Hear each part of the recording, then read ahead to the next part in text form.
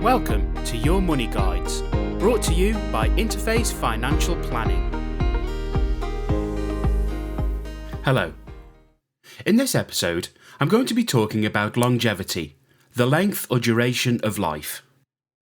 How long you are going to live is the most important element in determining how much money you are going to need in your retirement. Put simply, if you retire at the age of 75 and you live to 70, you will need a lot less money than if you live to 90. Surprisingly, many people fail to understand longevity factors. Consequently, their financial planning decisions can become misplaced, or worse still, bad decisions are taken. This subject is arguably the most crucial financial conundrum facing millions of people in the UK today. It has profound implications, both at an economic level and at an individual level. Nothing could be more worrying for people than not having enough money to live comfortably in retirement. Reversed, what could be better than having a wonderfully enjoyable retirement free of financial constraints? This is the single biggest challenge for people of all ages today: how to go about planning for retirement and how to manage finances up to and then through retirement. If longevity is not properly understood, there is every chance that this could go wrong. This guide is designed to help you understand the position, to explain clearly the reasons why life expectancy numbers are a poor benchmark, and why those numbers are in fact unreliable, and what you can do to plan for your retirement. Let us start by considering the one aspect of long-term financial planning that seems to be most misunderstood: life expectancy. Life expectancy is the average number of years that any group of individuals has left to live. The keyword here is average. The life expectancy numbers are calculated around thousands of individuals and the range of ages they will live to, and then divided by the number of individuals.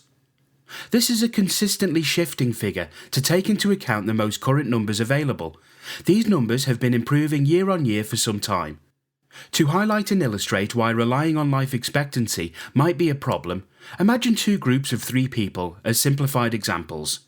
In Group 1, Person 1 lives to 84, Person 2 lives to 85, and Person 3 lives to 86. In Group 2, Person 1 lives to 64, Person 2 lives to 85, and Person 3 lives to 106. In both groups, the average age of death is 85, but clearly the distribution is very different. This relates to the real world, because around the average there is a wide distribution, and as an example, some people will live to 106 and some to 64.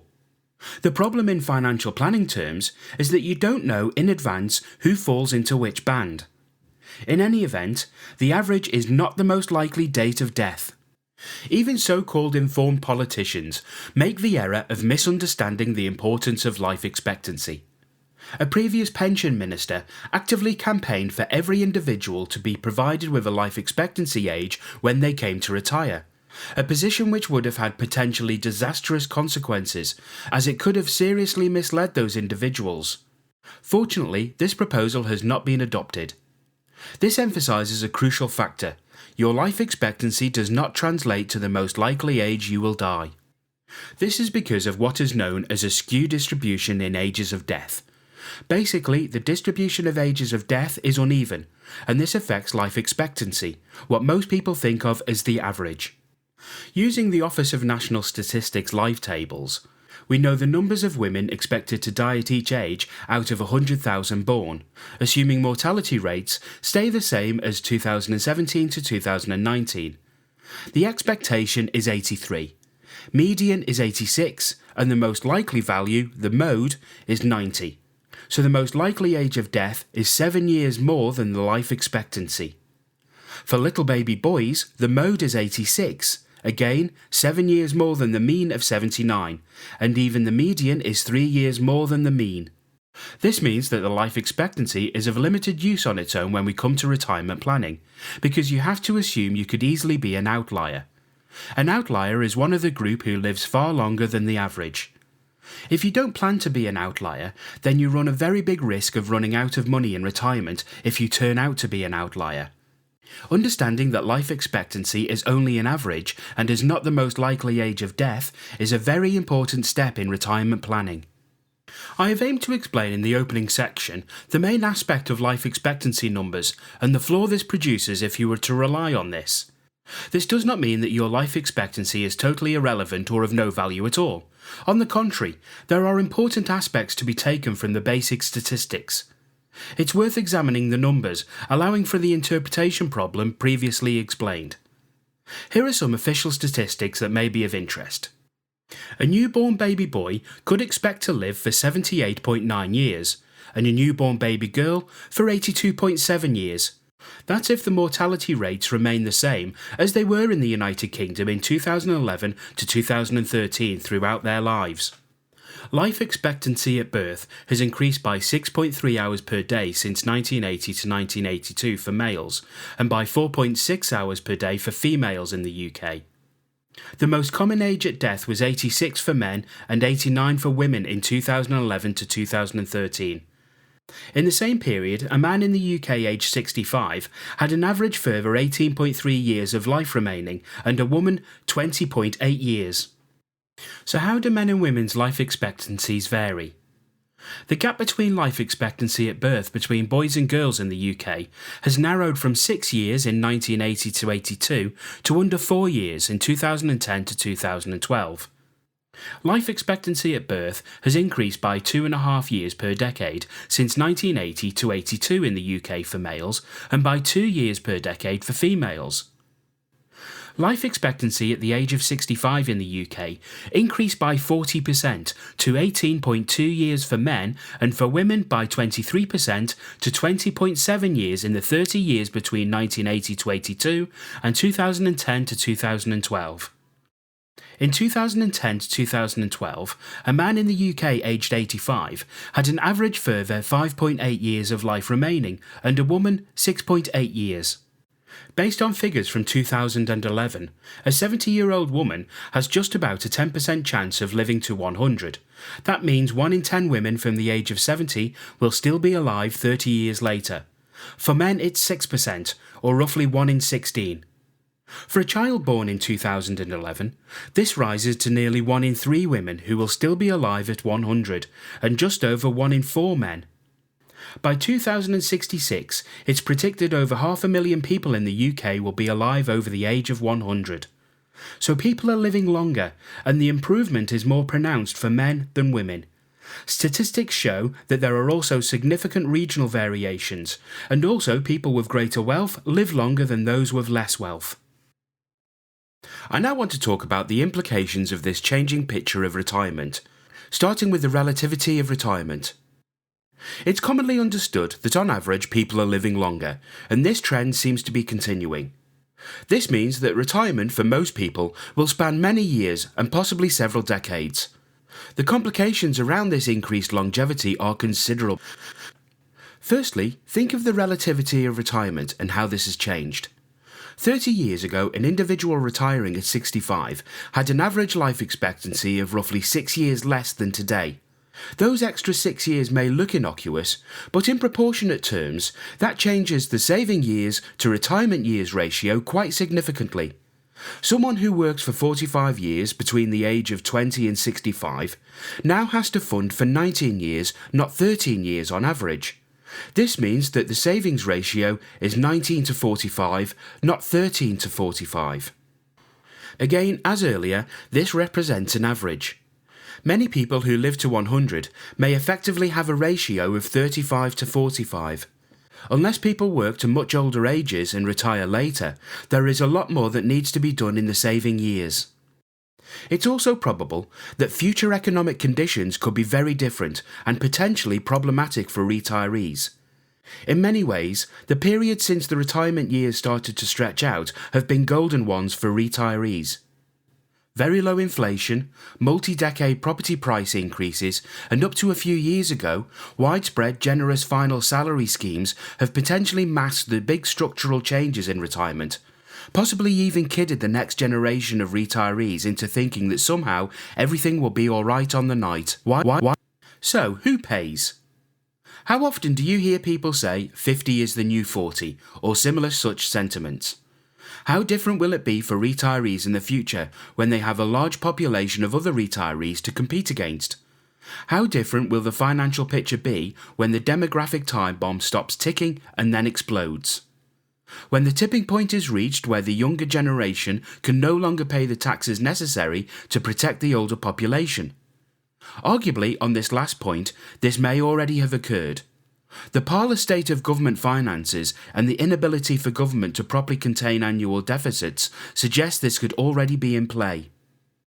It's difficult to conclude anything other than tomorrow's retired population need to start thinking about paying their own way in retirement. It's simply inconceivable that the government will be able to prop them up, that they will be funded by company schemes, bar some exceptional cases, or that the property is my pension scenario will work. Following on from this, those same statistical sources as I quoted earlier also evidence that healthy retirement years are increasing, but slightly slower than overall life expectancy. In other words, the extra years are quite likely to be spent in good health. This suggests that lifestyle expenditure, such as holidays and travel, will remain viable for longer, and many people show strong preferences to maintain lifestyle choices for as long. As with most big subjects, there is likely to be an elephant in the room, and in this regard, care costs are that elephant.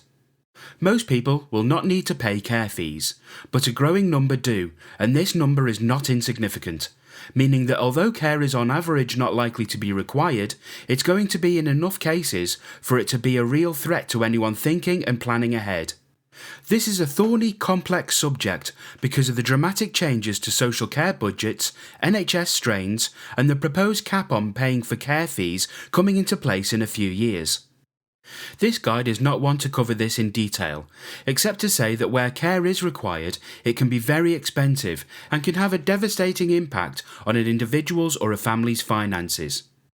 The £72,000 cap, proposed to be introduced in a few years, is also widely misunderstood, and there are copious aspects to this which suggest the threat to individuals will not be reduced as much as many think. Having to deal with care costs is still a real factor that just about everyone needs to prepare for wherever feasible, even though it may not occur. The great news is that retirement now represents a real horizon which can involve the best years of one's life. Active years with multiple opportunities to explore new places, hobbies, adventures and interests. The growth in every age group above 65 does however suggest that supply and demand will impose greater costs in enjoying these advantages, another factor suggesting that expenditure in retirement will remain high for the majority of people. Possibly the biggest generational shift from the late 1900s into the early 2000s is the rapid disappearance of final salary pension schemes. Those wonderful schemes which for millions of people have offered a secure, growing and generous income in retirement. The public sector remains the mainstay in offering such schemes. Looking at the wider picture makes for an interesting analysis. The number of people in work-related pensions has actually risen in recent times. This is because of the introduction of the workplace pensions. However, the level of savings into schemes has reduced fairly consistently for some time. The picture therefore can be confusing, as the numbers who have a pension are only one factor. It's the rate of contribution which is the other important one. Old-style final salary schemes, those gilt-edged, generous, truly beneficial schemes, are now becoming extinct in the private sector, being replaced by personal-style workplace pensions. And whilst take-up is good, they have a fraction of the value. People are saving quite widely, but simply nowhere near enough. So what about my property is my pension option? There may well be people who will be able to use their property to support their retirement needs, but this is both risky and likely to change. People often forget that property transactions represent a nil-sum game, in the sense that there is a buyer and a seller. So if property prices rise, then someone is gaining and someone is losing. It's a delusion to think that property price rises are universally a good thing. The idea of a prolonged severe depression in property prices seems extremely unlikely given today's interest rate levels, with a current base rate of 0.1%. But hold on, didn't base rate of 0.1% seem like a fantasy proposition 10 years ago? In other words, there can be no assumption that a universal policy of downsizing and releasing money from property will work as some form of retirement backstop. It would not take too much of a downturn in property prices for this to become a disaster for many people who have put their eggs largely in the property basket.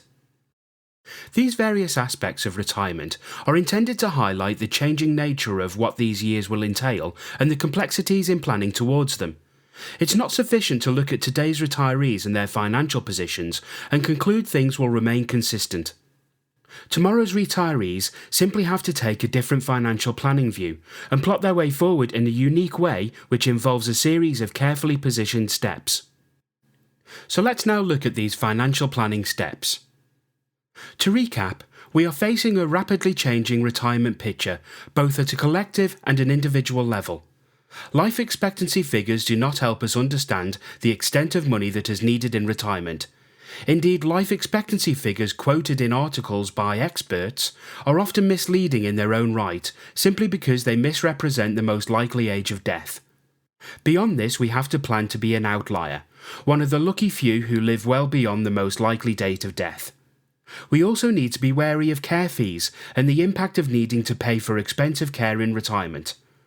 Therefore, we have to make plans for a very long retirement and take some crucial steps to protect ourselves as best we can. So how do we do this? Firstly, treat this subject, retirement planning, as a high priority. Wherever you are today on the pathway, please take immediate steps to review your retirement plan. Is there anything more important for you to do in the next few months? And as part of this review process, aim to get some form of assessment of your lifetime income and expenditure requirement. There are several ways of doing this, the most popular of which is to get some form of personal financial cash flow forecast. This will provide you with a long-term projection of what you are heading towards and, importantly, where the shortfalls might be and what you need to do today as well as at future stages. It's also likely for most people that the key to meeting future needs will be determined by aggressive savings. Assessing current budgets and reorganising finances today to increase the savings amount could represent the difference between a comfortable retirement and the opposite. All the evidence shows that collectively, UK savers are not saving enough. In many cases, this may be down to affordability, but in others, this may be down to misunderstanding the amount needed and could be influenced by misconceptions about life expectancy. Another step, and an often hidden action point, is the ability of individuals to get more from their pots, whether these are saving pots, pension pots, or investment pots. It's astonishing how many people have a pension and have no idea of the returns they are getting. Or they do know the returns, but have no idea that they can improve them or if they are getting a good or bad return. They leave their pot to do as they will. This is a mistake. It's absolutely essential to maximise returns and to avoid, where possible, leaving money in dud funds. Strive to squeeze the maximum out of every pot you have. An example of this is a 45-year-old who has £40,000 in a pension pot, which grows at 3.5% per year. They will have £79,600 in a pot when they get to the age of 65. However, a 45-year-old who has £40,000 in a pension pot, which grows at 7% per year, will have £154,800 in the pot when they get to the age of 65. That's £75,000 more. No one can guarantee better returns, but you can aim for them by getting the best investment help and advice. Making sure you do everything you can to actively pursue the best return from the level of risk you can afford to take. Another step is to consider family finances. It's always worth looking at, if appropriate, the interaction between parents and their children's finances to see how these may be interlocked to provide help. This is especially the case given the new pension freedom rules. The timing of gifts or inheritances and the use of valuable intergenerational planning techniques can make huge differences to long-term outcomes. This could be extended to looking at the use of trusts to protect bloodline interests and to stop family wealth being lost in a divorce or bankruptcy. Isolating the view to one generation can mask many opportunities. And finally, use expert help. This is a sophisticated position where making a few short-term changes can make a very long-term difference, either positive or negative. Using a qualified expert, especially one with modern software programs to support the exercise, can reap huge rewards. It's not an area that especially lends itself to DIY solutions. To get right on top of this, take time to get the best help you possibly can. So in conclusion, longevity is now a reality for the majority of people. For all, this is a wonderful thing, although it does represent a series of challenges in terms of financial planning. The most important message I have aimed to emphasise in this guide is that you will, in all likelihood, need to plan to be an outlier, someone who lives even longer than the life expectancy figure so often portrayed as the benchmark. This requires a major shift in thinking and will, in the vast majority of cases, require a large increase in the amount saved during the savings years. The fact that there is no evidence that this is happening in a meaningful way at a collective level is a worry, and there needs to be more done to correct this.